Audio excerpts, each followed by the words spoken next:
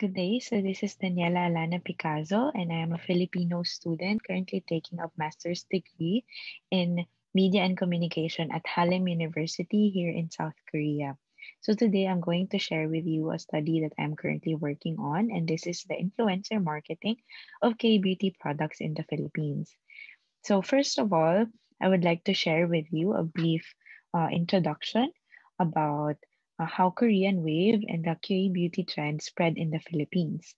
And the next, I would like to share with you how studies describe influencer marketing as a strategy for advertising and also for promoting K-beauty products. So the Korean wave. I'm sure all of us are familiar with what the Korean wave is. So, the spread of Korean pop culture through entertainment began in the early 1990s through its distribution in mass media. And now, because of the internet and because of digitization, its spread has become more expansive, that it is not only um, popular because of entertainment, but it has spread through Korean made products as well that uh, audiences or consumers have already been interested with these products. So some of these products are, of course, K beauty, and others would be fashion, food, Korean language also, and tourism. And all these can be categorized in what we call the para Hallyu products and services. So, because of the popularity of K-pop, K-dramas, actors and actresses, idols, this has sort of given Korea a positive reputation. And because of this positive reputation, the consumers are encouraged to seek more information about um, other Korean-made products. Before I move on to K beauty, I would like to share with you how Korean wave spread in the Philippines. So, much like the rest of the world, the Philippines has also been caught here in this uh, wave, this Korean wave, and it entered in the Philippines through uh, television dramas. So K-dramas or Korean content aired in two major Philippine TV networks, GMA and ABS-CBN. So it started there. And these dramas were actually dubbed in our language, Filipino language called Tagalog. And so it reached a lot of audiences and many were able to relate. And because of that, we witnessed a growth of the fan base in the Filipino community of fans of anything Korean.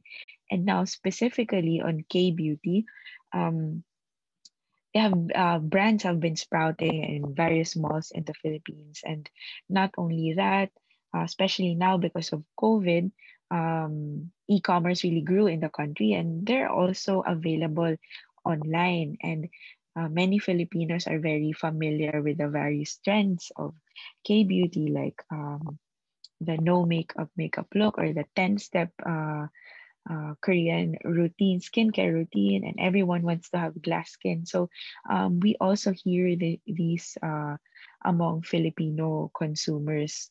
As I've mentioned before, these Korean products have already been getting exposure because of the Korean wave. But what are the brands? What else are the brands doing to further their awareness in the market? And this is through digital marketing. And these are through online reviews, social media platforms, electronic word of mouth, and we also have beauty vloggers. And of course, there are influencers. And for this study, I focused only on influencer marketing. So, influencer marketing is one of the marketing tactics that has experienced growth because of the rise of the digital marketing or digital advertising. And this is described as a digital version of the traditional word of mouth. And so, who do we get information? These are through social media influencers or SMIs. So, advertisers or brands choose social media influencers and then they integrate them into the brand communication. So, the main character of influencer marketing, again, are social media influencers. So, who are they? Social media influencers are just normal social media users, but then they have already gained popularity or gained enough followers online because of their attractive and appealing social media profiles, uh, to the point that they're able to impact the decision making and the attitudes of their followers. And to add to that, now more and more brands are tapping social media influencers because of their wider reach for online audience, especially the younger generation. So in the Philippines, who are these influencers and what are their characteristics? So half almost half are micro influencers, meaning these are influencers that have 100,000 followers or less, and a bunch of that are actually 10,000 followers or less, and their most used platform would be Instagram and YouTube, and I guess now they're also growing in TikTok. We have seen a rise of collaboration of K-beauty brands with influencers or local influencers.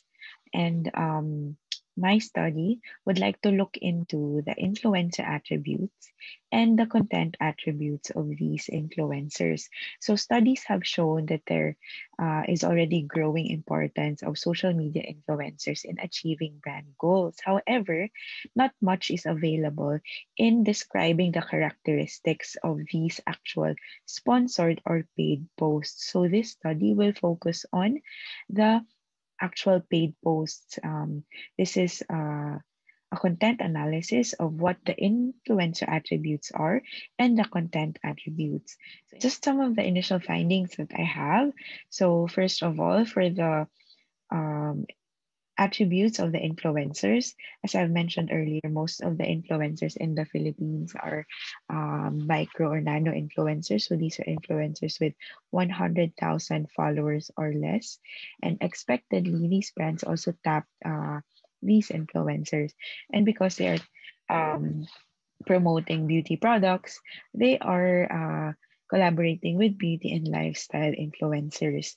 And when it comes to uh, the content attributes, two things. First of all, these are not necessarily very detailed on information that the posts are actually very straightforward, very relatable to the audiences, and not too many jargons about what the ingredients are, and very long description of how to use these products. Mere mention of the brand name or just a photo of the product itself can suffice for one post. And another thing would be that the term K-beauty or Korean skincare related terms are used in post captions. So this is very important for the K-beauty products and very specific for that category, because this is used to refer that this is Korean made.